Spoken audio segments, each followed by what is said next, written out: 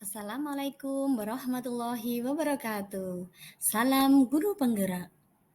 Ibu bapak guru hebat, jumpa lagi dengan saya Casmi. Saya adalah calon guru penggerak angkatan ke-7 dari Kabupaten Kendal. Pada kesempatan kali ini, saya akan menyajikan aksi nyata modul 1.4 Budaya Positif. Sebelumnya perkenalkan ibu-ibu hebat di samping saya. Beliau ada Ibu Triwuryani, MPD, selaku fasilitator. Dan ada Ibu Nafisatul Milah, SE, sebagai pengajar praktik. Latar belakang aksi nyata. Sekolah seyogyanya berusaha menciptakan iklim pendidikan yang mampu membiasakan setiap warganya, khususnya peserta didik, melakukan budaya positif. Budaya yang mengakar kuat dan menjadi sebuah kebiasaan yang dilakukan secara kontinu dan sadar oleh setiap warga sekolah. Semua juga wajib terlibat dan mendukung budaya positif tersebut. Pembiasaan yang positif merupakan budaya positif yang akan menjadi budaya sekolah. Tujuannya adalah yang pertama menumbuhkan budaya positif dengan kesepakatan kelas. Yang kedua, menumbuhkan nilai-nilai profil pelajar Pancasila pada peserta didik. Tolok ukur keberhasilan aksi nyata antara lain, peserta didik mampu membuat kesepakatan kelas yang ditempel pada dinding kelas. Yang kedua, peserta didik dapat menerapkan nilai-nilai profil pelajar Pancasila dalam kegiatan sehari-hari di sekolah.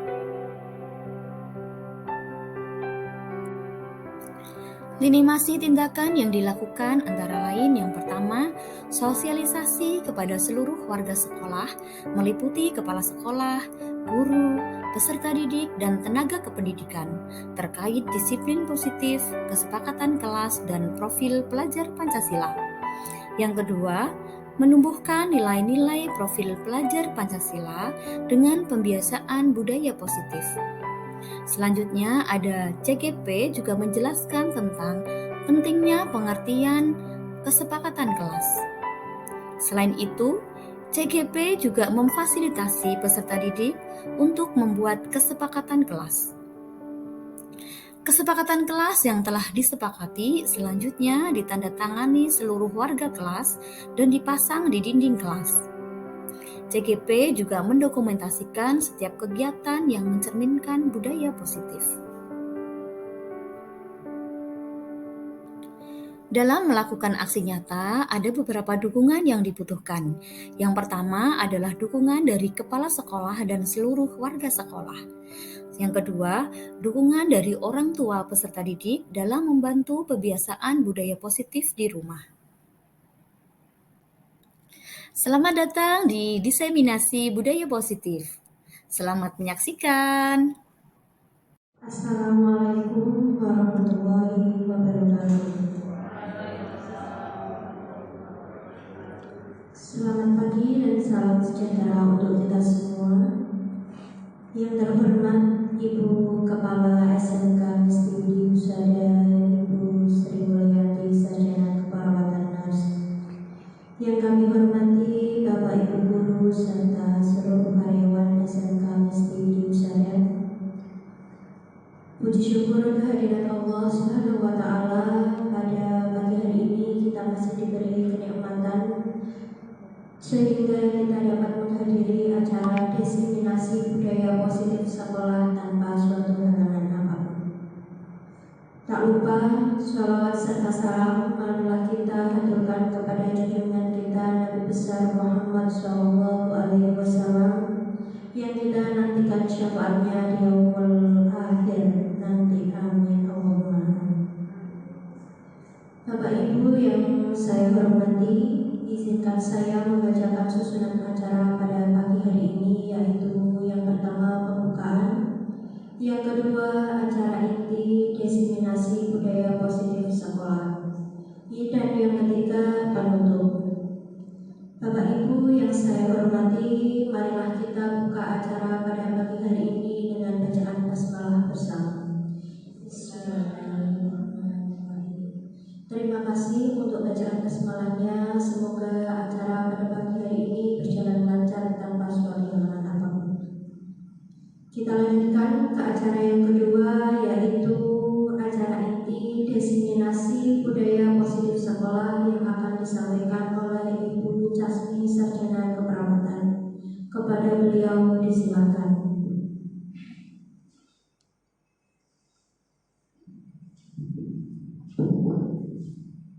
Terima kasih kepada Mbak Azra atas waktu dan juga Bismillahirrahmanirrahim. Assalamualaikum warahmatullahi wabarakatuh. Terima kasih kepada Ibu Kepala Sekolah Ibu Sri Mulyati yang telah memberikan izin dukungannya juga kepada saya untuk melakukan diseminasi tentang budaya positif. Terima kasih pula kepada Bapak Ibu guru yang hari ini bersedia hadir dalam acara diseminasi positif yang akan saya sampaikan pada hari ini. Di sini saya Casmi Sarjana Keperawatan adalah calon guru penggerak angkatan ke-7 Kabupaten Kendal. Di sini saya akan mendiseminasikan tentang budaya positif sekolah. Pada hari ini tanggal 20 Januari 2023. Saya akan mendiseminasikan tentang budaya positif, di mana budaya positif ini nantinya akan kita terapkan, harapannya bisa kita terapkan di sekolah kita. Jadi untuk budaya positif sendiri ada beberapa konsep yang harus kita ketahui, di mana konsep tersebut adalah yang pertama disiplin positif dan nilai-nilai kebajikan universal. Yang kedua, teori motivasi, hukuman dan penghargaan, serta restitusi. Yang ketiga, ada keyakinan balas. Yang keempat, ada kebutuhan dasar manusia dan dunia berkualitas. Selanjutnya ada 5 posisi kontrol dan segitiga restitusi. Bapak Ibu, kita akan membahas satu persatu terkait dengan konsep budaya positif. Yang pertama adalah disiplin positif dan nilai kebajikan. Nah, Bapak Ibu, ketika kita mendengar kata disiplin, mungkin apa sih yang ada di pikiran Bapak Ibu semua? Mungkin ada yang mau memberikan pendapat. Mungkin Bu Lia. Apa itu Bu Lia? Disiplin.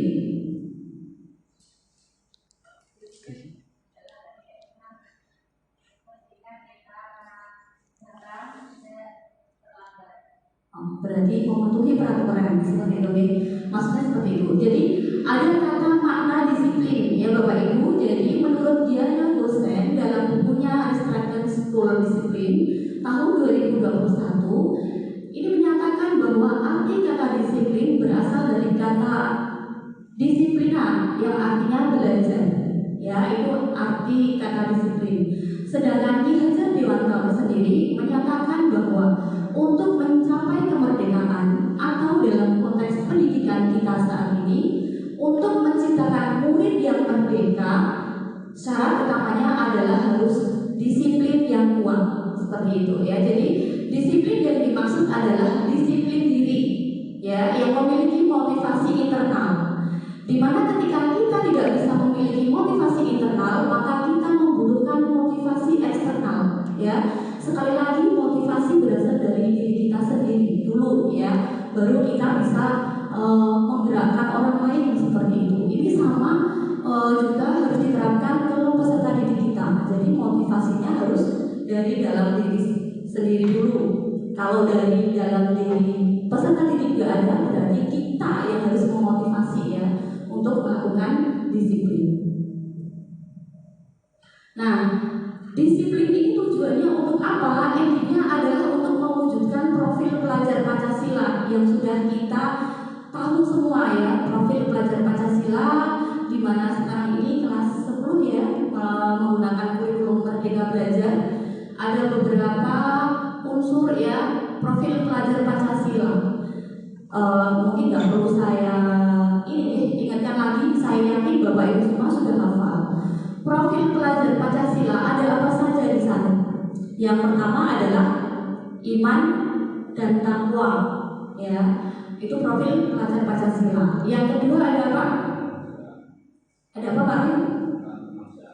Tentang kemanusiaan.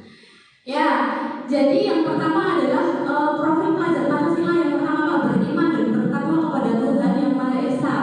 Yang kedua ada apa? Mandiri. Ya, ini hanya review aja di Bapak Ibu. Ada mandiri. Terus selanjutnya ada apa? Bernalar kritis. Nah, terus selanjutnya ada apa lagi? Kreatif. Ya, terus bergotong royong. Dan yang terakhir adalah kebinekaan global. Ya, itu adalah profil pelajar Pancasila yang akan kita wujudkan sebenarnya ya dengan budaya positif di sekolah ini. Nantinya profil pelajar Pancasila ini akan terwujud seperti itu. Selanjutnya saya akan menyampaikan tentang teori motivasi, hukuman dan penghargaan serta restitusi. Nah, kalau melihat ini, apa sih itu motivasi, apa sih itu hukuman, penghargaan, dan apa juga itu restitusi? Ya, jadi kita akan mempelajari, atau saya akan menyampaikan satu persatu.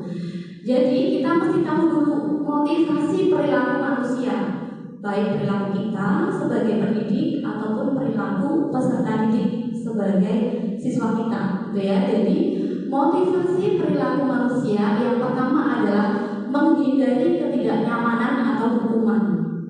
Ini bisa dilihat ketika peserta didik itu melakukan disiplin, untuk apa tujuannya?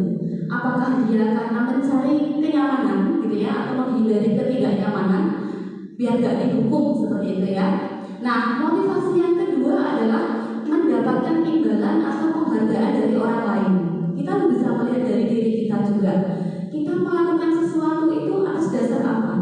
Apakah saya melakukan ini supaya saya mendapatkan penghargaan, gitu ya? Atau saya melakukan ini supaya saya tidak dihukum oleh ibu kepala sekolah misalkan, ya.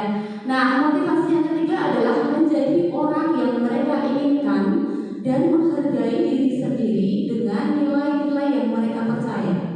Saya datang ke sekolah jam 7 pagi, misalkan ini anak ya, datang ke sekolah jam 7 pagi bukan karena saya takut dihukum, bukan karena saya ingin mendapatkan penghargaan, tapi karena saya meyakini kalau berangkat sekolah, jam sekolah itu ya jam 7. Mau ada gurunya atau enggak, mau dihukum atau enggak, ya datangnya jam 7. Ya, itu adalah menghargai diri sendiri, ya, dan meyakini nilai-nilai yang mereka percaya. Ini adalah motivasi perilaku manusia. Selanjutnya ada hukuman dan penghargaan. Nah, mungkin sering sekali ya kita tanpa sengaja, tanpa kita sadari, kita juga melakukan hukuman sebenarnya kepada peserta didik kita. Apa sih itu hukuman, gitu ya? Jadi hukuman ini bersifat tidak terencana, ya. Hukuman bersifat tidak terencana atau tiba-tiba. Anak atau murid tidak tahu apa yang akan terjadi dan tidak dilibatkan, ya. Hukuman bersifat satu arah. Jadi misalkan peserta didik datang terlambat. Karena kamu datang terlambat, silahkan keliling lapangan sebanyak 5 kali atau 10 kali misalkan. Itu adalah hukuman. Karena itu tidak pernah direncanakan, peserta didik tidak dilibatkan, gitu ya. Itu adalah hukuman. Dan murid ini hanya menerima suatu hukuman tanpa melalui suatu kesepakatan, ya. Jadi itu hak prioritasnya guru. Ya saya gurunya, ya saya terserah saya dong, saya mau hukum atau enggak, gitu ya. Itu adalah hukumannya. Jadi hukuman ini bersifat fisik ataupun psikis. Mungkin kalau fisik sering ya, misalkan datang terlambat push up, datang terlambat silahkan mengelilingi lapangan. Itu adalah hukuman fisik. Hukuman psikisnya seperti apa? Kata-kata yang kurang enak ke peserta didik, kata-kata yang menyakitkan peserta didik, itu adalah salah satu hukuman psikis. Di mana hukuman psikis ini sebenarnya lebih lama membekas di hati peserta didik ya daripada fisik. Kalau fisik mungkin mereka capek, lelah, sudah selesai. Tapi kalau untuk yang psikis ini akan mempengaruhi peserta didik ke depannya, ya. Jadi murid atau anak ini disakuti oleh suatu perbuatan atau kata-kata tadi ya. Jadi Bapak Ibu guru yang ada di sini mungkin mulai dari sekarang sudah tahu ya, hati-hati ketika kita berbicara kepada peserta didik. Terkadang apa yang kita ucapkan tanpa kita sadari kita sudah menghukum anak secara psikologis atau secara psikis. Itu ya. Terus selanjutnya ini masih hukuman dan penghargaan. Ini akan beda antara hukuman dan konsekuensi. Ya, tadi ketika hukuman itu adalah tiba-tiba, tidak terencana, gitu ya, hanya satu arah dari gurunya saja. Nah, sedangkan konsekuensi itu sudah terencana, ya, atau sudah disepakati, sudah dibahas dan disetujui oleh murid dan guru. Umumnya bentuk-bentuk konsekuensi dibuat oleh pihak guru atau sekolah dan murid sudah mengetahui sebelumnya konsekuensi yang akan diterima bila pelanggaran. Ini ketika saya masuk di kelas 12 misalkan ya. Ini ternyata sudah banyak guru yang melakukan kesepakatan kelas di mana ketika anak melanggar berarti harus ada konsekuensinya. Misalkan anak terlambat masuk lebih dari 10 menit di pelajaran bahasa Inggris misalkan, ternyata harus membuat storytelling gitu ya. Atau anak terlambat masuk, anak tidak mengerjakan PR di pelajaran matematika, suruh membuat rumus sebanyak 100 kali. Itu adalah konsekuensi karena sudah ada kesepakatan antara guru dan peserta didik. Itu ya. Jadi sekarang sudah bisa membedakan antara hukuman dan konsekuensi. Anak datang tidak pakai sepatu yang sesuai ketentuan sekolah, karena kamu nggak pakai sepatu hitam hari ini, silahkan seharian nyeker. Itu hukuman apa konsekuensi?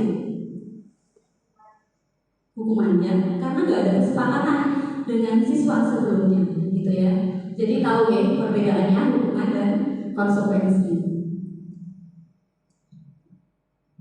Nah, tadi disampaikan, ya saya menyampaikan hukuman, ada hukuman, kok penghargaannya enggak? Jangan salah ya, terkadang kita itu memberikan penghargaan ke anak, dan penghargaan itu sebenarnya adalah hukuman bagi anak. Kok bisa? Ya, jadi ketika peserta didik itu melakukan sesuatu, yuk kamu kerjakan PR hari ini, nanti dapat coklat, misalkan ya. Dalam jangka pendek itu nggak salah, tapi lama-kelamaan ketika itu akan dilakukan terus, itu akan mematikan kreativitas anak. Anak hanya berpikir saya hanya mengerjakan itu saja, karena nanti saya akan dapat penghargaan. Saya akan mendapatkan nilai tertinggi ketika saya paling aktif di kelas misalkan, seperti itu. Padahal kadang-kadang penghargaan yang kita berikan ke anak dalam bentuk sesuatu ya, benda itu justru akan membuat dia itu kurang disenangi temannya. Bisa jadi malah anak yang kadang-kadang aktif di kelas sering mendapatkan penghargaan justru dibully sama teman-temannya. Dianggap apa? Sok cari muka, sok pinter, sok aktif gitu ya. Terkadang apa yang kita berikan itu justru akan memberikan hukuman bagi anak tanpa kita sadari. Ya, itu penghargaan itu salah satu hukuman. Dengan apa kita harus menghargai mereka? Kita boleh menghargai mereka tidak harus dengan sesuatu, ya. Kita memberikan mereka pembelajaran yang optimal. Kita memotivasi mereka sehingga mereka mendapatkan hasil yang maksimal di pembelajaran, yang nantinya mereka akan berhasil misalkan di kelas 12. Itu adalah penghargaan yang sesungguhnya. Misalkan di kelas 12 kan sebentar lagi mau ujian segala macamnya. Dengan kita memberikan mereka semampu kita sebaik mungkin, nantinya mereka itu lulus dengan prestasi yang bagus. Itu kan penghargaan bagi mereka yang selama ini telah mengikuti proses pembelajaran dengan baik. Kan seperti itu ya. Itu adalah penghargaan yang sesungguhnya. Jadi kalau penghargaan dengan benda, sesuatu yang mungkin kesukaannya anak misalkan, itu dalam jangka waktu pendek ya akan membuat motivasi. Tapi dalam jangka panjang itu nggak akan berdampak depan, gitu ya. Itu mungkin yang perlu diketahui. Terus selanjutnya saya akan menyampaikan tentang restitusi. Apa sih itu restitusi? Atau mungkin sudah pernah mendengar Bu Dewi, restitusi itu apa, Bu Dewi? Sudah pernah mendengar apa, Bu Dewi? Sudah pernah ya? Restitusi. Nah, restitusi adalah proses menciptakan kondisi bagi murid untuk memperbaiki kesalahan mereka. Itu adalah restitusi. Jadi, ketika murid melakukan kesalahan, bukan kita sebagai pendidik, kamu salah, kamu harus melakukan ini. Sudah harus mulai diubah paradigma kita. Jadi sehingga mereka itu bisa kembali pada kelompok mereka dengan karakter yang lebih kuat. Harapannya apa? Ketika anak itu sudah melakukan kesalahan, menemukan sendiri solusinya bagaimana, mereka akan kembali ke kelompoknya mereka. Misalkan kelas ya kelas, kalau ke kelompok belajar ya kelompok belajar dengan karakter yang lebih kuat, gitu ya. Restitusi juga merupakan proses kolaboratif yang mengajarkan murid untuk mencari solusi untuk masalah mereka dan membantu murid berpikir tentang orang seperti apa yang mereka inginkan dan bagaimana mereka harus memperlakukan orang lain. Itu intinya ya, restitusi itu adalah bagaimana kita membimbing mereka, kita menuntun mereka, kita memotivasi mereka. Ketika ada anak yang melakukan kesalahan, bukan kita yang menentukan karena kamu salah ini, kamu harus melakukan ini, tapi kita tanya ke mereka, karena kamu sudah melakukan ini, menurut kamu, gitu ya, apa sih yang salah dengan yang dilakukan? Terus solusi apa yang bisa dilakukan untuk memperbaiki kesalahan? Itu adalah restitusi, gitu ya. Jadi bisa dipahami ya. Jadi kalau tadi hukuman hanya satu arah, ya. Kalau konsekuensi sudah ada kesepakatan antara guru dan peserta didik. Tapi kalau restitusi, kita kolaborasi antara guru dengan peserta didik untuk mencari solusi atas masalah mereka. Itu ya, itu restitusi. Nah, ini ada 5 posisi kontrol ya yang perlu saya sampaikan ke Bapak Ibu semua. Kita sebagai pendidik, nanti kita akan tahu itu posisi kita itu di mana.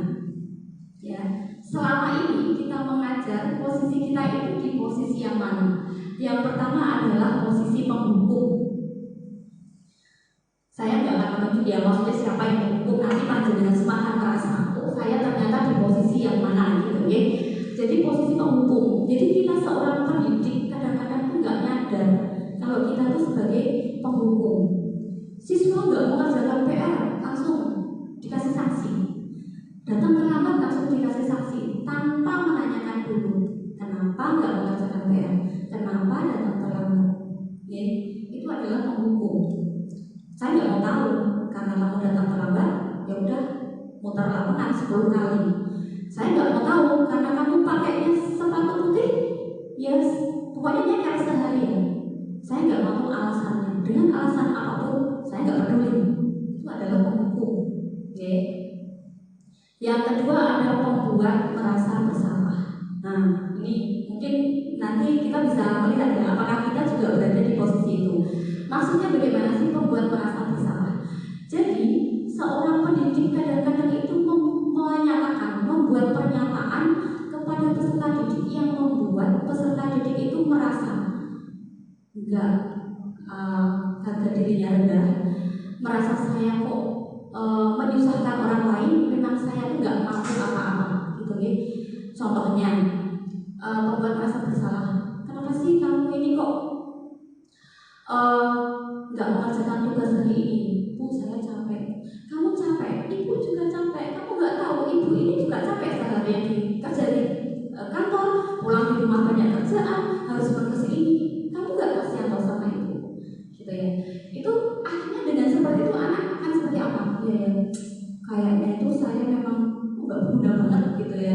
Masuk kayak gitu aja, yang nggak seberapa dibandingkan tugas bapak ibu, ternyata saya nggak mampu melakukan. Jadi di sini itu banyak ya pernyataan-pernyataan yang membuat kadang-kadang anak itu merasa bersalah dengan dirinya. Kamu nggak kasihan kalau sama orang tuamu. Orang kamu tuh udah kerja keras di rumah. Masa kamu kerjain PR aja nggak bisa. ya. Itu selain pembuat merasa bersalah itu kadang-kadang nyambung ke penghukum secara psikis, ya itu masih nyambung. Mungkin ada yang pernah seperti itu, mungkin pernah ya, sebelum kita tahu pernah, mungkin saya dulu juga seperti itu. Terus yang selanjutnya 5 posisi kontra yang selanjutnya adalah teman. Nah, sebagai teman ini guru menempatkan diri posisinya sebagai teman.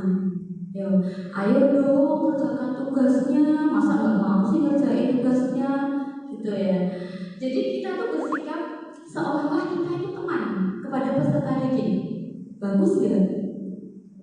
Ada bagus ada enggaknya. Oke.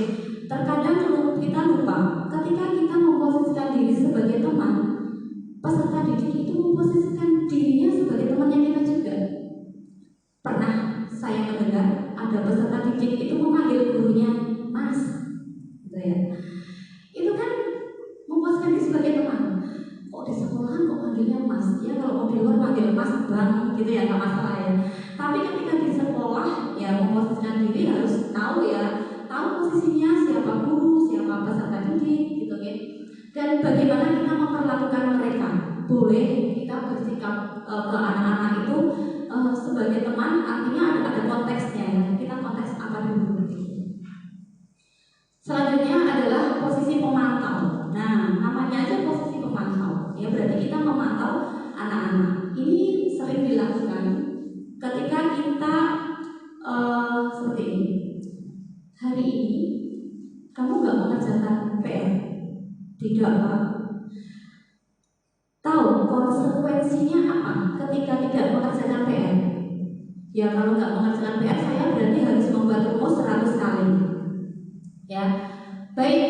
Karena kamu tahu konsekuensinya, berarti nanti silahkan ketika jam istirahat kamu di kelas membuat rumus sebanyak 100 kali. Setelah selesai nanti setorkan ke ibu guru misalnya. Itu adalah kita memantau ya. Kita mengingatkan anak ketika anak melakukan kesalahan dengan konsekuensinya apa yang sudah disepakati anak. Nah, kita hanya memantau saja. Itu adalah posisi guru ya, posisi sebagai pemantau.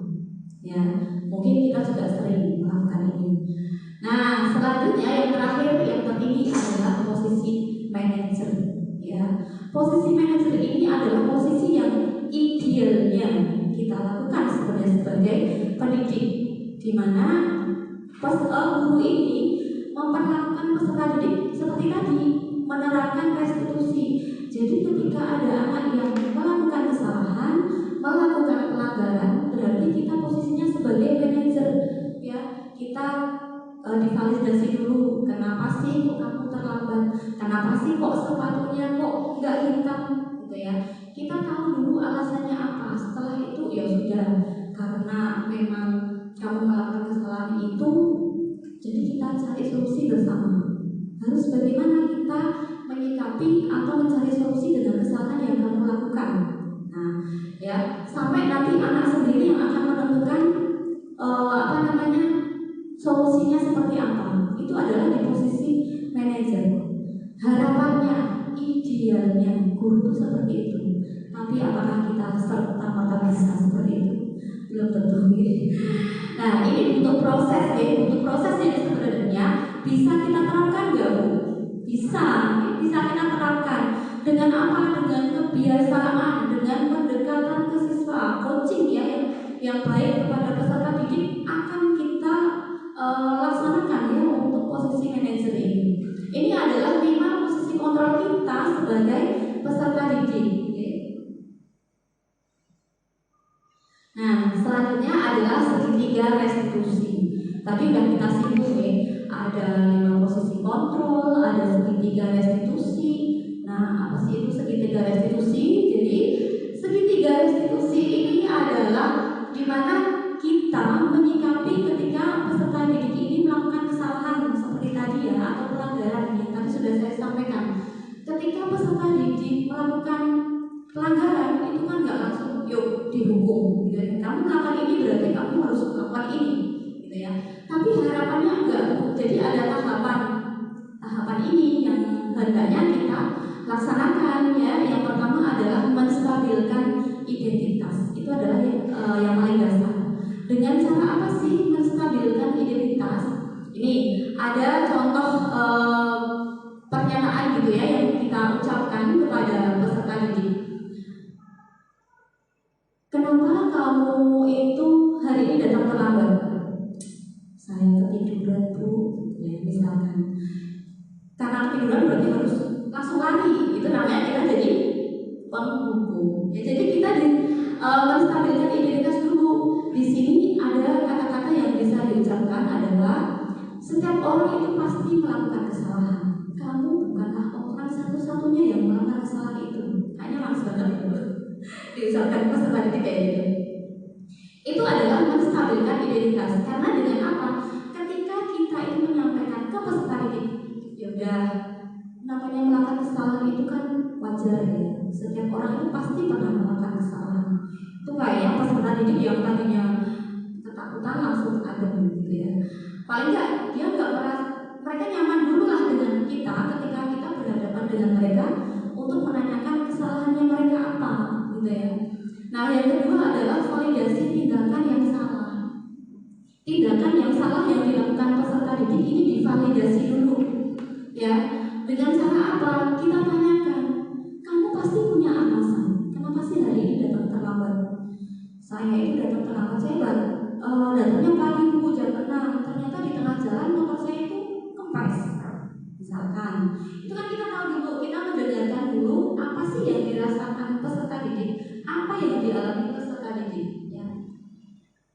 Terus yang kedua adakah cara yang lebih efektif untuk mendapatkan yang kamu butuhkan gitu ya. Ini adalah pertanyaan yang bisa kita ucapkan ke peserta didik, tergantung apa sebenarnya yang dihadapi peserta didik.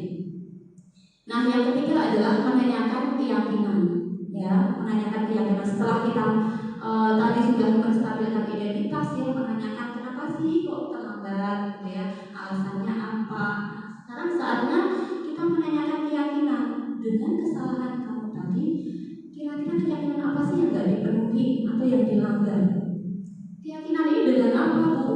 Saya membuat keyakinan ini berawal dari kelas, kesepakatan kelas yang nantinya akan menciptakan keyakinan kelas masing-masing gitu ya.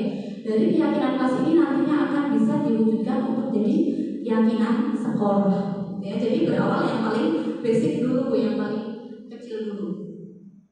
Nah ini ya, jadi budaya positif dengan kesepakatan kelas ini yang saya laksanakan, di mana di kelas 12 keperawatan ini saya membuat kesepakatan kelas dulu.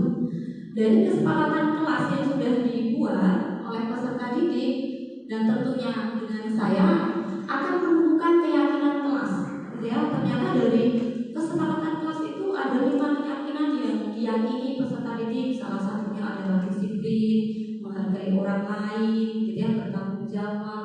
Itu adalah keyakinan kelas yang telah diyakini dari berawal dari kesepakatan kelas bersama. Nah, dari keyakinan kelas ini harapannya nanti akan menjadi apa? Keyakinan sekolah, di mana keyakinan ini sudah disepakati kan ya? Sudah ada kesepakatan antara guru, peserta didik. Kalau sudah menjadi keyakinan sekolah ini nantinya akan menjadi budaya positif sekolah. Dan ini bukan hanya peran guru dan peserta didik ya, tapi kalau kita sudah membicarakan tentang keyakinan sekolah, ini adalah keterlibatan semua warga sekolah, baik itu pendidik, non pendidik ya, atau staf seperti itu, peserta didik, semua yang ada di lingkungan sekolah ini harus menyepakati bersama keyakinan sekolah ini yang nantinya ini menjadi budaya positif sekolah. Contohnya misalkan budaya positif sekolah kita setiap pagi anak-anak membaca Asmaul Husna, itu kan ada budaya positif yang diterapkan, dilakukan setiap hari gitu ya. Itu adalah salah satu contoh, tapi masih banyak sekali contoh-contoh yang lain. Nah ini adalah penerapan kesepakatan kelas di kelas 12 ya. Jadi saya meminta setiap anak ini membuat kesepakatan kelas. Di kelas ini mau membuat kesepakatan apa ya, semuanya ditempel. Setelah itu dibacakan, dari situ akanlah muncul keyakinan-keyakinan kelas yang diyakini. Nah ini sebenarnya keyakinan kelas yang sudah diyakini ini sudah ditempel belum saya pasang. Jadi ada 5 keyakinan kelas yang di sana itu ditandatangani semua peserta didik di kelas 12. Jadi benar-benar memang ada kesepakatan di sana ya di kelas 12. Nah, nantinya ketika mereka melakukan pelanggaran di sana akan ada konsekuensi bagi mereka ya sesuai dengan kesepakatan kelasnya masing-masing gitu ya. Nah, ini ada contohnya ketika kemarin saya melakukan penerapan segitiga restitusi.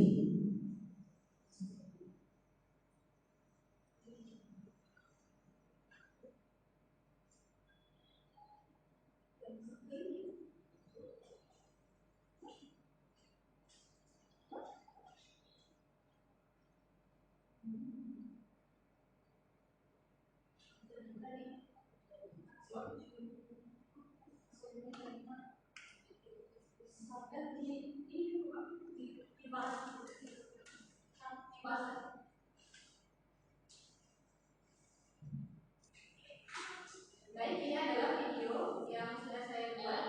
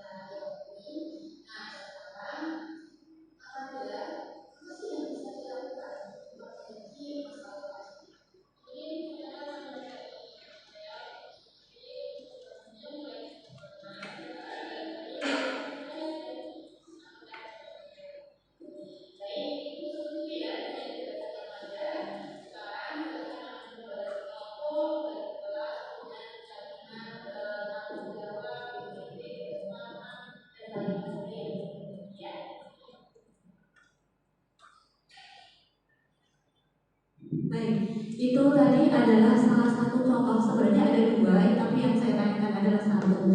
Ini sebenarnya banyak sekali ya Bu, bagaimana cara kita menerapkan ke peserta didik, bagaimana caranya kita mencari solusi bersama ketika ada peserta didik yang memang melanggar keyakinan kelas ataupun keyakinan sekolah, sebenarnya seperti itu. Nah, ini mungkin awalnya kita nggak mudah ya untuk menerapkan ini, tapi ketika kita melakukan pendekatan ke peserta didik, ternyata bisa ya. Saya yakin peserta didik akan lebih nyaman komunikasi dengan kita ketika kita juga menggunakan bahasa yang baik, yang santun gitu ya. Jadi peserta didik nggak merasa dihakimi ketika dia melakukan kesalahan ya. Itu adalah salah satu contoh ya Bu. Nanti monggo panjenengan semua bisa menerapkan segitiga restitusi ini kepada peserta didik kita seperti itu. Itu adalah destinasi ya, destinasi yang bisa saya sampaikan terkait dengan budaya positif ya, di mana budaya positif tadi bisa kita mulai dari hal paling sederhana atau dari lingkungan yang paling kecil, adalah di lingkungan kelas. Dengan apa? Yaitu dengan kesepakatan kelas. Dari kesepakatan kelas ini kita akan menemukan keyakinan-keyakinan kelas yang sudah disepakati kita bersama dengan peserta didik, di mana nantinya keyakinan kelas ini akan menjadi keyakinan sekolah, ya, yang akan menjadi kesepakatan kita semua dan akhirnya akan menjadi budaya positif sekolah. Seperti itu, Ibu. Nah, ini adalah sedikit informasi tentang pemahaman, ya, penyebaran pemahaman tentang budaya positif, di mana saya mengambil ini adalah tentang budaya positif dimulai dari kesepakatan kelas. Seperti itu, ya, Ibu. Dari apa yang saya sampaikan, dari Bapak Ibu, adakah yang mau bertanya atau ada yang mau menanggapi? Silahkan. Monggo, siapa yang mau menanggapi atau mau bertanya? Mungkin Bu Yanti, monggo silahkan Bu Yanti.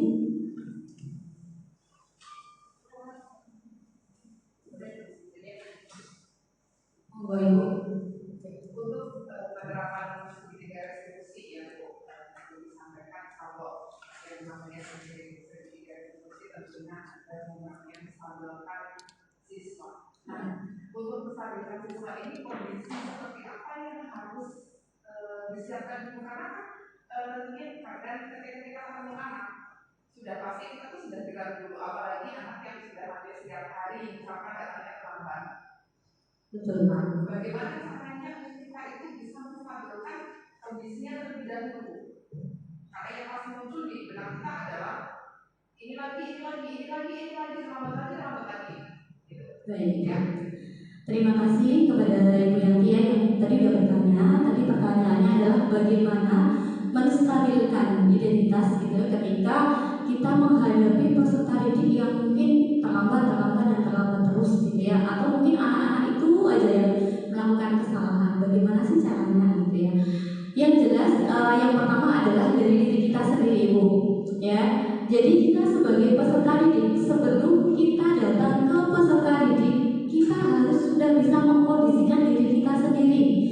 Jangan sampai kita datang ke peserta didik dalam keadaan marah, gitu ya.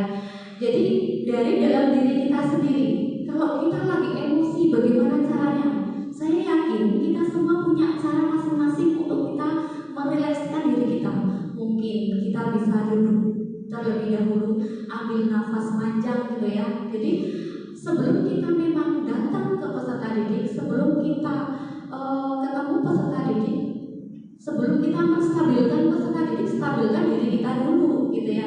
Tenangkan diri kita dulu, tenangkan pikiran kita dulu. Supaya apa? Supaya ketika kita datang ke peserta didik, kita sudah dalam keadaan yang tenang, yang rileks, yang tidak emosi. Itu yang jelas ya.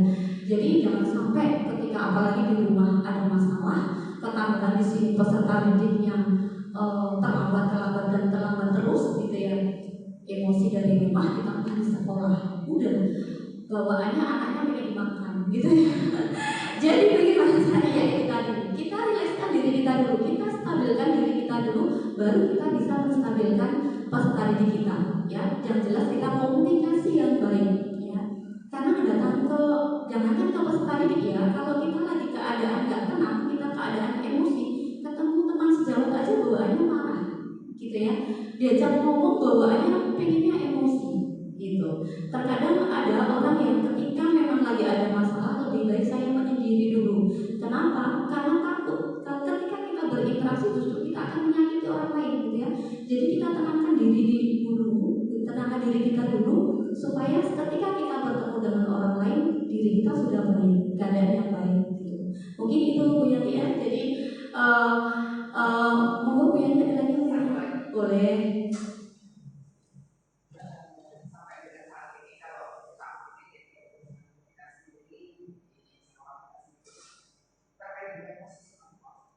Baik Ibu. Posisi kontrol rata-rata kita di sini masih yang jadi hukum, yang jadi membuat itu selalu merasa bersalah. Yang lebih banyak mereka memposisikan dirinya sebagai teman. Padahal idealnya adalah seorang guru itu menjadi manajer. Betul. Nah, bagaimana nih caranya untuk mengubah dari setiap ini menjadi seorang manajer? Iya, betul sekali ya. Mungkin banyak sekali tadi apa yang sudah saya sampaikan ya. Posisi kita itu di mana? Saya yakin, saya percaya mungkin masih satu dua yang memposisikan diri sebagai manajer. Pertanyaannya Bu Yanti, bagaimana sih kita memposisikan kita dari posisi yang penghukum, merasa bersalah gitu ya, teman, atau mungkin sudah ada yang jadi pemantau ke posisi manajer seperti itu, dengan cara seperti apa ya? Yang pertama, kita harus banyak berinteraksi dengan peserta didik, tentunya dengan komunikasi yang baik ya. Komunikasi yang baik ya Bu. Komunikasi di sini yang pertama, kita jalin hubungan saling percaya dulu kepada peserta didik ya. Jadi posisi kita sebagai pendidik harus tahu posisi kita di mana, peserta didik di mana. Komunikasi kita yang disampaikan ke peserta didik juga komunikasi yang baik. Pendekatan kita, sekali lagi pendekatan kita ke peserta didik, dekat dalam tanda kutip ya, bukan berarti saya dekat hanya dengan itu saja. Dan dekatnya kelewatan. Sama seperti kita memperlakukan pasien kalau di rumah sakit. Jadi kita boleh dekat dengan pasien, tapi kita nggak boleh dekatnya yang dalam tanda kutip. Itu sama ketika kita memperlakukan peserta didik. Kita pendekatan, coaching gitu ya Bu, ya bahasanya. Kita coaching ya, jadi pendekatan dengan komunikasi yang baik ke peserta didik ya. Peserta didik adalah pencontoh kita. Kita adalah role model bagi peserta didik. Ketika kita melakukan pendekatan yang baik, komunikasi yang baik, saya yakin peserta didik pun akan melakukan yang sama. Komunikasi yang baik kepada, apalagi kepada kita ya. Kalau kita baik kepada mereka, mereka pun akan baik kepada kita.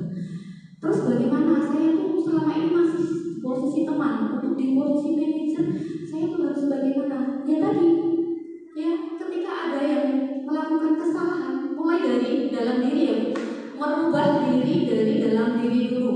Kita apa dulu? Tergerak dulu untuk berubah. Kalau kita sebagai pendidik nggak mau tergerak untuk berubah, bagaimana kita mau bergerak? Dan ya, betul ya. Jadi kita tergerak dulu untuk merubah diri kita sendiri. Setelah itu kita bergerak, ya Bu, untuk merubah diri kita. Bergerak untuk apa? Merubah anak didik kita yang lebih baik. Nantinya kita akan bisa menggerakkan, yang jelas menggerakkan apa? Komunitas di sekitar kita. Komunitas sekitar kita bisa peserta didik kita, bisa teman sejawat, gitu ya. Jadi yang belum tahu menjadi tahu. Di sini kita kan mau belajar bersama. Siapa yang mendapatkan pengetahuan yang lebih? Di sini kita akan menyampaikan, karena kita akan belajar bersama. Saya percaya ya, kita mempunyai kemampuan masing-masing setiap orang, gitu ya. Saya percaya Bapak Ibu guru ini Bapak guru hebat semua. Cuman terkadang kita masih enggan. Yang pertama, saya merasa kurang mampu untuk menggerakkan, atau berpikir kalau saya menggerakkan apa teman-teman mau. Nah, itu kadang ya. Jadi kita dari dalam diri kita sendiri tergerak terlebih dahulu, setelah itu kita bergerak untuk menggerakkan, seperti itu. Mungkin seperti itu. Terima kasih Bu Yanti atas pertanyaannya. Mungkin dari Bapak Ibu yang lain ada yang mau menanggapi?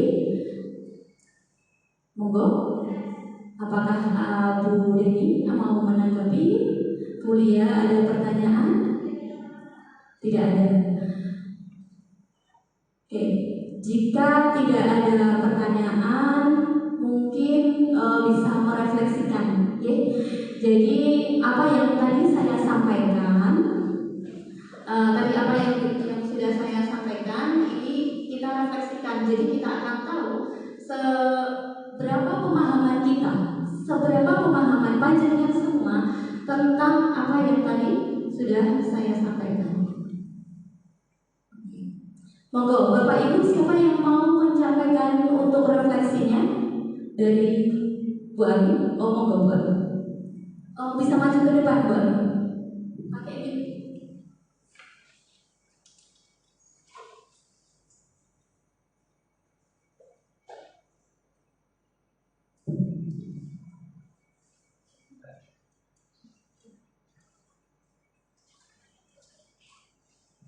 Terima kasih sebelumnya. Assalamualaikum warahmatullahi wabarakatuh.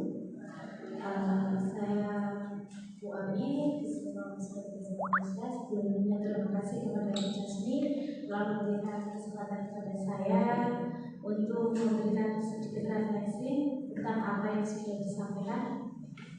Tadi apa yang dapat kita simpulkan, yang kita ambil dari apa yang disampaikan Bu Jasmi tadi, yaitu ada kesepakatan kelas, ada segitiga restitusi, kemudian ada lagi memposisikan diri sebagai pendidik ya. Nah, memposisikan diri sebagai pendidik yaitu antara lainnya yang pertama kita sebagai pembuku, kemudian kita sebagai pemantau, sebagai teman, dan kemudian kita memposisikan diri sebagai manajer. Jadi kelima tadi kita memposisikan diri sebagai pendidik ini, marilah kita terapkan mulai dari sekarang bagaimana kita bisa memposisikan diri sebagai pendidik sebagai manajer.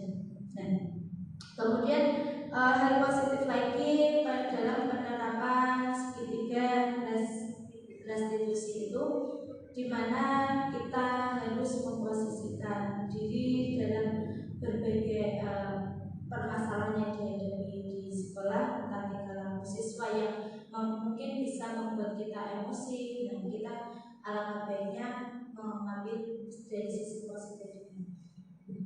Kemudian dari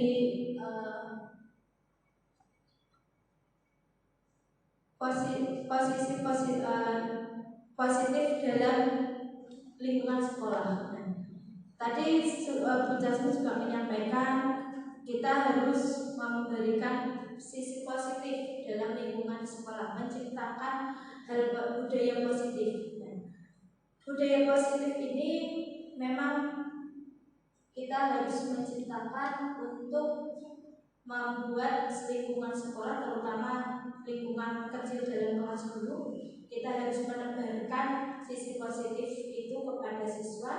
Tadi Bu Jasmi menyampaikan kita harus mengontrol diri, memposisikan meskipun di rumah ada masalah ataupun tadi di perjalanan sekolah kita mengalami kendala macet atau bersinggungan dengan orang lain, tapi kita harus membenarkan posisi diri dulu supaya hal negatif yang tadinya kita dapat sebelum sampai ke sekolah kita bisa redam dan kita bisa menularkan ke siswa kita dalam kondisi yang positif. Jadi kita tidak bisa marah-marah atau yang bisa menimbulkan siswa menjadi takut kepada kita. Dan marilah kita semua sebagai Bapak Ibu guru pendidik yang berpedoman profil Pancasila, kita budayakan, kita tularkan energi positif sekolah di lingkungan sekolah kita. Terima kasih refleksi dari saya. Assalamualaikum warahmatullahi wabarakatuh. Baik, Bu Ami, terima kasih ada yang sudah menyampaikan refleksinya. Itu adalah definisi dari saya. Mungkin dari Bapak Ibu guru ada yang mau memberikan tanggapan lagi? Sampun, oke. Saya ucapkan sekali lagi banyak terima kasih kepada Bapak Ibu guru yang hari ini bisa hadir di acara definisi tentang budaya positif sekolah. Ya, mudah-mudahan apa yang kita pelajari hari ini bisa benar-benar kita terapkan, mulai dari lingkungan terkecil dulu, lingkungan kelas, nanti yang akan menjadikan keyakinan sekolah yang nantinya akan menjadi kesepakatan kita semua. Seperti itu ya Bapak Ibu. Saya mohon maaf apabila apa yang saya sampaikan ada yang kurang berkenan atau mungkin kurang bisa dipahami seperti itu. Mudah-mudahan nanti kedepannya kita akan melakukan penyebaran pemahaman di materi yang selanjutnya. Seperti itu Bapak Ibu. Sekali lagi terima kasih saya aturkan, saya ucapkan wassalamualaikum warahmatullahi wabarakatuh. Demikianlah aksi nyata yang bisa saya sampaikan. Terima kasih kepada Ibu Bapak guru hebat. Semoga apa yang saya sampaikan bisa bermanfaat dan dapat menjadi inspirasi bagi Ibu Bapak guru hebat lainnya. Tak lupa terima kasih pula kepada Ibu Bapak guru hebat dari SMK Ngesti Widi Husada. Terima kasih atas motivasi, dukungan, dan supportnya. Wassalamualaikum warahmatullahi wabarakatuh.